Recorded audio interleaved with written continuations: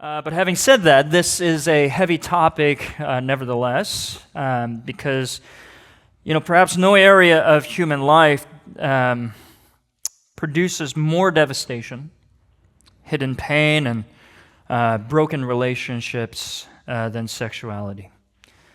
And I don't know where all of you are in terms of your relationship to Jesus or to the Christian faith. But I think it's safe to say that whether you share in the Christian sexual ethic or not, that this reality is an undeniable one. You also don't need to share and agree with the Christian sexual ethic to know that perhaps today, more so than ever before, sex is commodified, and the human body simultaneously deified, but also somehow objectified more than ever before.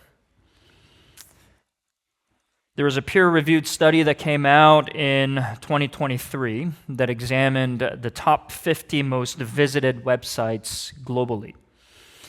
And what they found was that the top 3 pornographic sites outranked Amazon, Netflix, TikTok, LinkedIn, and OpenAI. But not only that, there's violence that stems from sexuality as well. CDC studies show that nearly half of all women in the United States, around 45%, experienced some form of contact sexual violence in their lifetimes. And among men, it is about 1 in 6. And many say that the numbers for men are probably much, much higher because men are far less likely to report such a thing. These are some staggering statistics. And so I imagine that the topic for some of you may be a heavy one. And so let me just say, exercise care even as you listen. If you need to take a moment to step away, this is a safe space, and so please go ahead and do so. But just be on the lookout for communion time if you want to return for that. But, for some of you, though, you know that this is a huge kind of topic and an issue. But it's like living next to a train track. Every time the train goes by, the noise should be jarring to you, but it's like basically white noise for you now. You've kind of accepted that as reality. Others of you, every time you hear anything like this, it lands like an anvil to your heart. Whether it's an addiction or some kind of trauma, you carry a heavy weight with you. And it's not easy to hear teachings like this. And let me just say that Jesus knew what he was walking into when he decided to broach the topic of lust and sexuality. And Jesus is not careless with his words.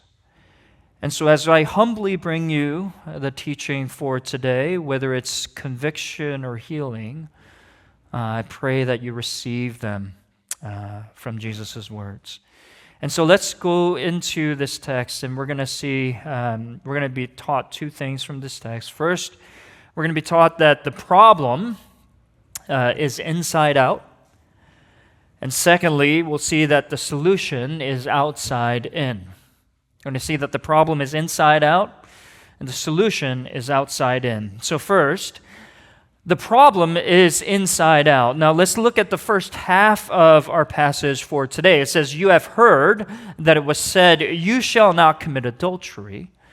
But I say to you that everyone who looks at a woman with lustful intent has already committed adultery with her in his heart." This is a classic way for Jesus to teach ethics. He says, this is what you might have heard. It's wrong, but let me tell you the correct teaching. That's what Jesus does all the time, and he does that with adultery today. First, notice it says, "You have heard that it was said, 'You shall not commit adultery.'" Now, there's nothing wrong with the command in and of itself. It after all, comes out directly from the Ten Commandments. But here's the problem. The problem was not the command, but rather in the way that it was interpreted and applied in Jesus' day, and I would argue in today's age as well.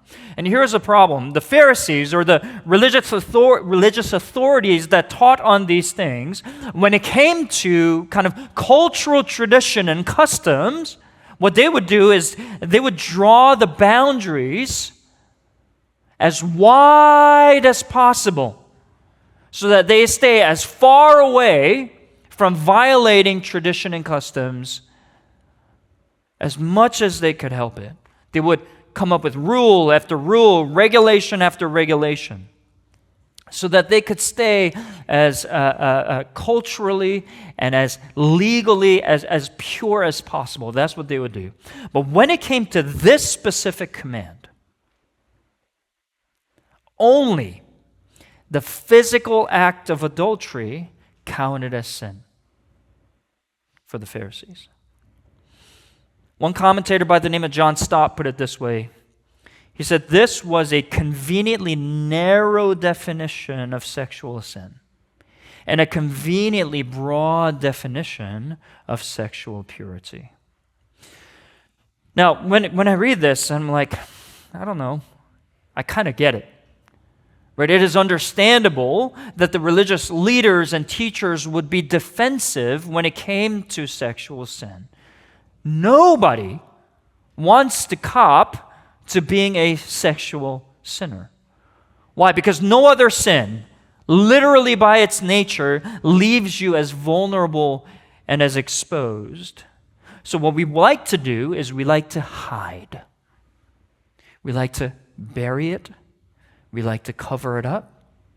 We like to not talk about it and pretend it doesn't exist until we get to the extreme.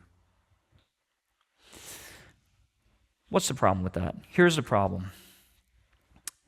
As we hide and bury sexual sin, what we've done is we weren't hiding just the sin, but with it, this whole endeavor, this whole idea of sex as a whole. That's the problem. Let me show you what this looks like, okay? So if you read the Bible, you would know that the Bible affirms sex. The Bible would say sex was created as something that was good and beautiful, a way to express the covenantal love between a man and a woman within marriage. That's what Bible would say. Just read through, we as a church have been going through a Bible reading plan together this year. And pretty recently, we wrapped up the book Song of Songs. Do you know that for most of church history, the book of Song of Songs was considered adult-only reading? In fact, if you look at early church history, what you would find is that Song of Songs was not to be read by anyone under the age of 30. It was adult-only reading. Why? Because it has pretty obvious allusions to sex to describe a romantic relationship between a man and a woman. So the Bible affirms sex. It's a good thing, but out of our defensiveness, we have buried all of it and decided to never talk about it unless it comes out somehow in our culture wars. We never engage with it. No wonder the church has so little authority when it comes to these matters. When it comes to assessing marital health, for example, if you go see a marital therapist, especially Christian ones, engaging the health of your marriage, sexual health is never considered a factor or even talked about. When it's meant to be a covenant ratifying ceremony within the context of marriage. But here's what Jesus does with this teaching. He says, we're not going to let it stay buried. We're going to unearth that was buried, and we're going to clear the dust off because what you have just buried is a diamond. It's beautiful. And so we're going to clear out all of the mistaken ways that you've been taught to reveal the beauty that is sex. Now, let me give you the proper idea of what was being commanded here, what Jesus is teaching here. And here's the key.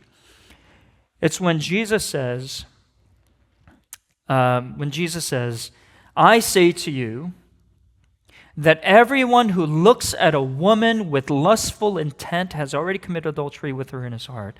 Now, the key words here are lustful intent and in his heart. Let's talk about lustful intent. He's saying that a person looking at another person with lustful intent is tantamount to having committed adultery in their heart. Now, let me just clear out what Jesus is not saying here. He is not saying that every involuntary stray thought is a sin, nor is he condemning natural attraction that you just cannot help, that comes and goes. But here's what Jesus is saying. He says, every man who looks in order to lust. Let's break down that phrase here. He looks in order to lust. In order. He's talking about a gaze or a look even that is purposeful, that is directed towards something. Looks in order to lust. That word there is literally means over desire or a misdirected or an inappropriate desire. It's talking about a possessive grasping of that which you want. Put it together. Here's what Jesus is saying. He's talking about the lingering gaze that satiates the lust and inevitably feeds upon its object. It's a lingering gaze that satiates the lust and feeds upon its object. Now, let me just say this, okay, completely unrelated, just to give you a picture of what it looks like. If you were to go to my YouTube front page, you know, like YouTube's really good with the algorithm stuff, so it knows like the kinds of things I like. On the front page of my YouTube like homepage, all you see are like recipes for instant ramen, okay? I'm like, oh yeah, that's because I go through short after short of these instant ramen recipes, right? And I found myself so many times, like before I know it, I've spent like 20 minutes like wasting away on my phone looking at these instant ramen recipes. And I'm like drooling on my screen towards the end of it. And I'm like, I don't care if it's 11 p.m. I got to make myself one or two. Here's what Jesus is saying. Whatever comes across your screen, that in and of itself, just that sight, is not in itself a problem, but a directed, purposeful gaze that lingers in order to satiate your lust, that desire, that inevitably feeds upon its object. He would say that is sexual sin.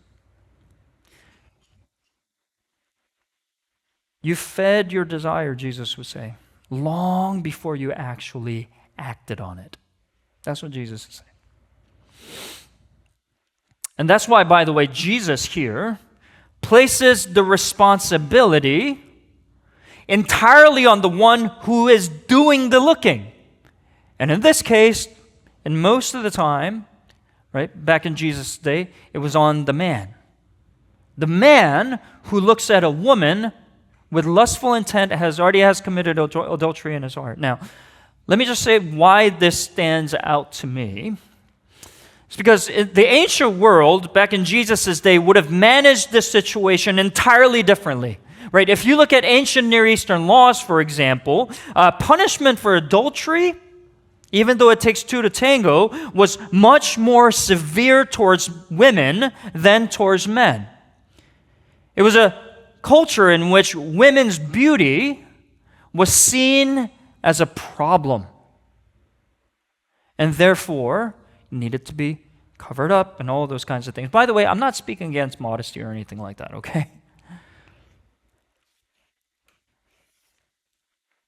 And some of you may have had this message drilled into you that if you're receiving a lustful gaze from somebody, that it's like your fault. Jesus does not do that, does he? He says the weight of what happened belongs to the one who chose to lust after you with direction and with purpose. That's why Jesus, unlike any of the religious teachers of the time, pointed towards the one who looked. Right? Because the intent to possess and to consume, to satiate your own desire, begins there, in the heart of the person who looks. It goes from sight to some kind of desire being awakened, and you choose to look. That's the moment the sin occurs. Here's what Jesus is doing. He has just moved adultery's center of gravity from the act to the heart. And here's what he's targeting. He's targeting a heart that is hungry for beauty and romance, feeding upon the other person, so that they're no longer image bearers of God. They're just food meant to be fed to your ravenous desire. That's what happens in lust. It's a hellish, grotesque distortion of what God had made good. This is why God takes this sin so seriously, as we will see in the solution. Jesus is saying the propensity that every single one of us have, the propensity to take that which is good and desire to consume it, is what's profaned and corrupted sex. In other words, Jesus is pointing the finger at all of us and saying, the problem is not out there, the problem's in here. The problem is inside out. So that's the problem. It lies in the heart. But here's a solution. The solution, on the other hand, is outside in. Let me show you what I mean. Let's look at verse 29 to 30. Here's what Jesus says. If your right eye causes you to sin, tear it out and throw it away.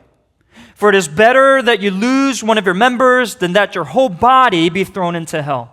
And if your right hand causes you to sin, cut it off and throw it away. For it is better that you lose one of your members than that your whole body go into hell. What is the prescription to Jesus? He says, look at the entry point. If it is your eye, gouge it out and throw it away. That's how seriously Jesus takes this sin.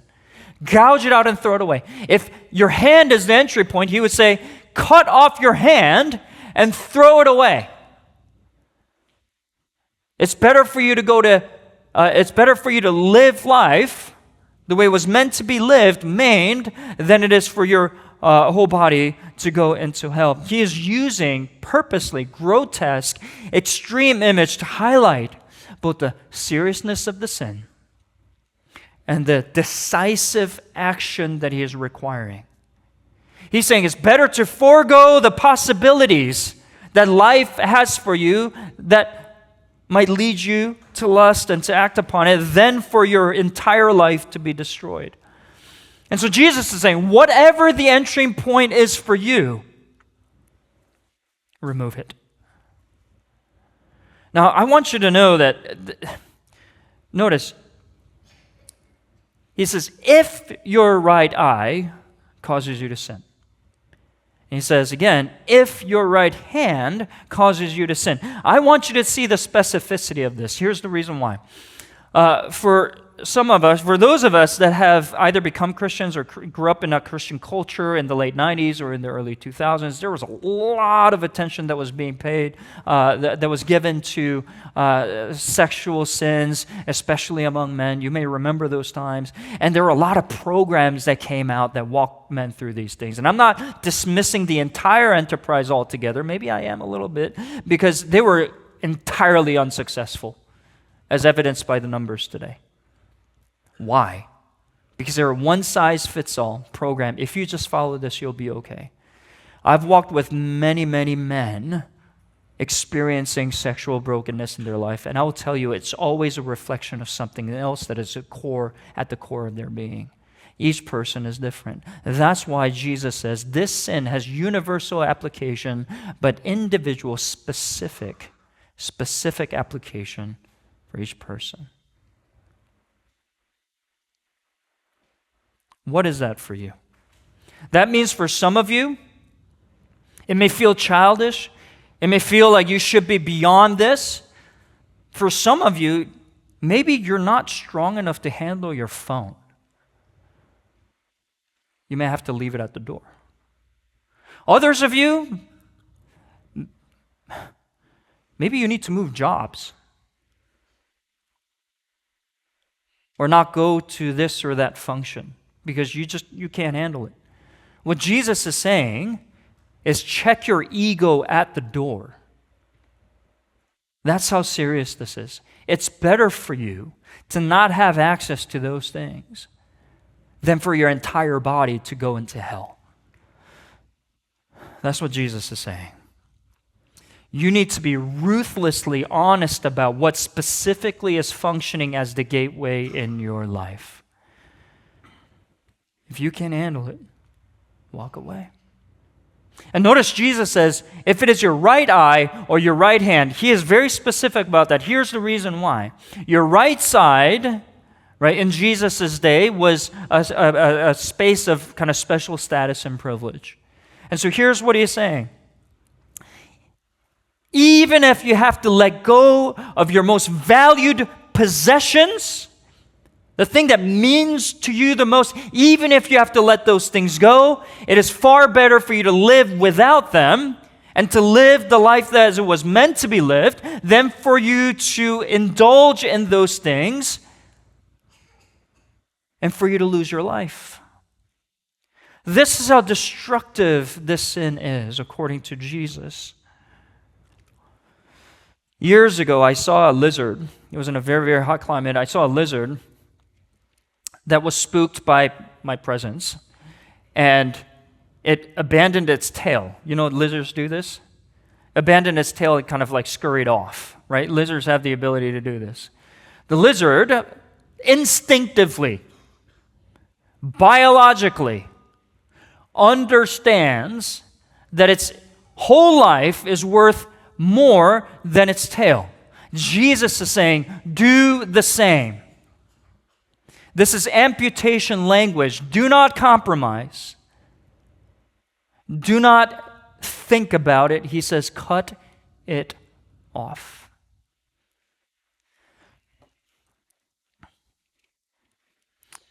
Now, this method works as far as it goes, right? Because it tends to starve the desire and it shrinks it down so it's more manageable. But for anybody who's lived with any kind of addiction for a long time, know that it doesn't matter how long you've quit the thing.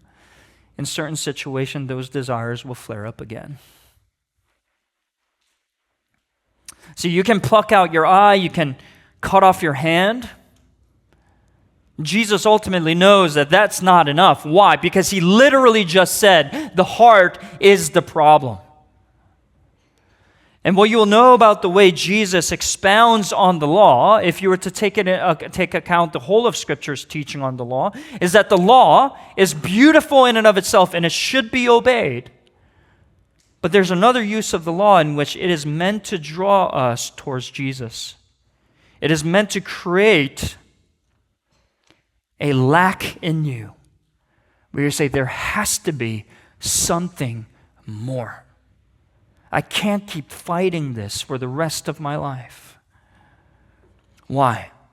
You can gouge out your eye. You can cut off your hand. And people throughout history actually have done that in very fringe cases. You can lose all of your members, but you still have your imagination.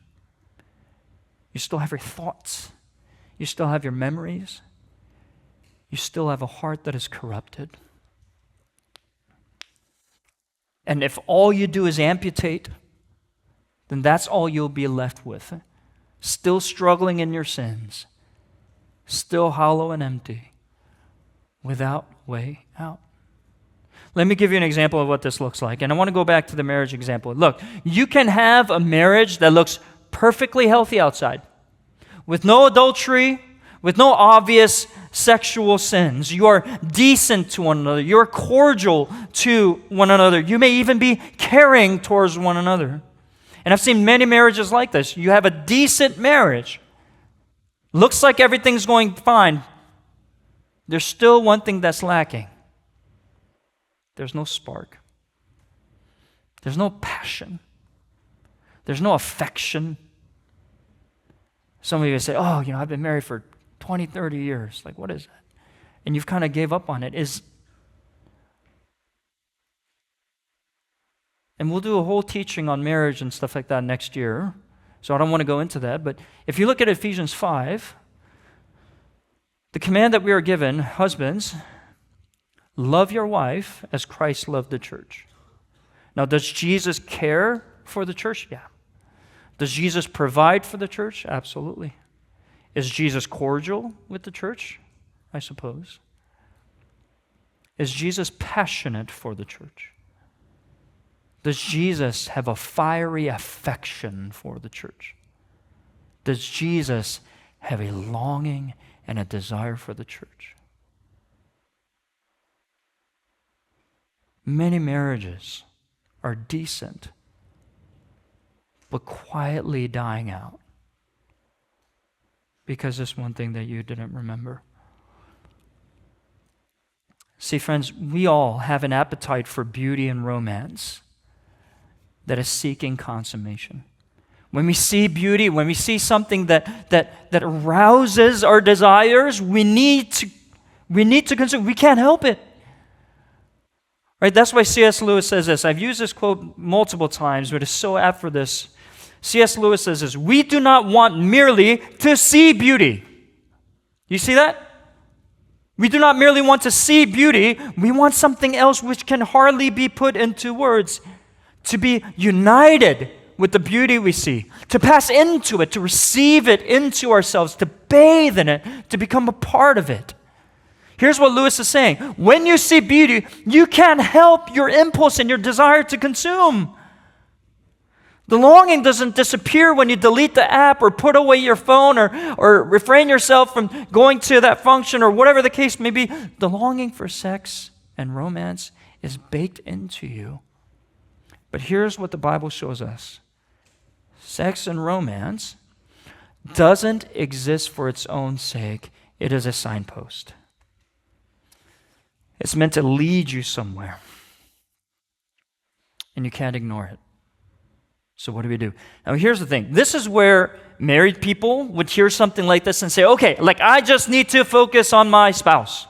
Right? That's what I'll do. Or if you're single and if you're not married, you say, okay, the solution to this is I need to get married. And for those of you that have been waiting to get married for a long time, you may be frustrated at the prospect of not being able to marry. And you're saying, I'm destined to struggle with this sin forever. Here's the problem. Okay? Especially for those of you that have been married for less than 5 years, let me just say this. Your spouse cannot carry this weight. No one human being was meant to be the ultimate lover of another human being's soul. Why? Our desire and our longing and our hunger for love is so vast and infinite. Asking another human being to carry that weight for you is like asking a bathtub to carry all of the water out in the ocean. Can't do it. Cannot do it. They can try. And I've seen many marriages where spouses demand that of one another, and they try, and they fail. Because, again, a human being wasn't meant to be the destination of your desires, and when they do fail, discontentment, seething low-key resentment, followed by roving eyes and roving hearts. That's what happens. So the question is not how do I kill my desire? The question is where do I aim it? And here's the answer. We get to the end of the Bible, Revelation 19, verse 6 to 7. This is at the consummation of all of human history. And all the heavens are crying out in praise of God. And here's what it says, Hallelujah, for the Lord our God, the Almighty reigns. Let us rejoice and exult and give him the glory, for the marriage of the Lamb has come, and his bride has made herself ready. Jesus is the bridegroom and the ultimate lover of your soul. As uncomfortable as this idea may be for men, I want to implore you, especially men, for you to reflect on what this means. Because many men that I know, including myself, we have no idea what to do with this idea. Experiencing intimacy with Jesus, that's one of our core values. We have no idea what it means to experience intimacy with Jesus. So here's what most men do. I'll just do a lot of stuff for Jesus. I'll do what he says. That's why we admire a lot of men who do great things for God, who sacrifice a lot of things for God. What does 1 Corinthians 13 tell us? You can do all the things that I tell you to do. You can do great things for me. You can have your body be burned for the sake of the gospel, and yet if you do not have love, you don't have anything.